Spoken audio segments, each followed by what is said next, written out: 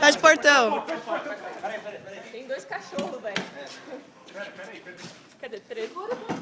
Tá bem aí?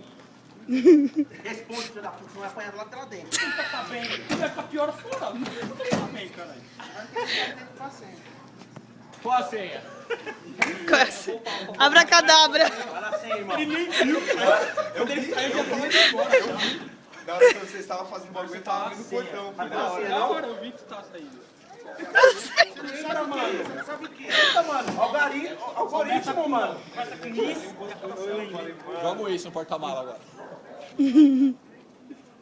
Não, Vai isso aí deixar é de como porrada, você- vai tomar Seu nessa cúmulo posição. Akuma, tá errado. Repete comigo.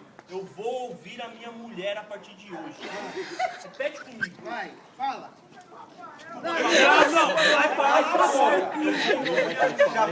Já vai tomar 3 socos no baço por causa Eu não tô disso. ouvindo a senha, qual que é? Não, eu ainda não ouvi. Peraí, eu ainda não ouvi. Eu não ouvi direito! Vai ser isso. Como é que é, Marcelo?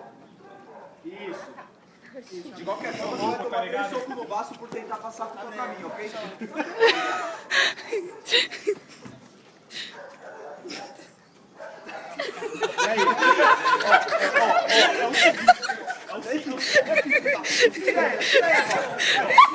Baço assim, ó. Dá os 3 socos no baço. Dá os 3 socos no baço. Solta, cá. Solta esse braço.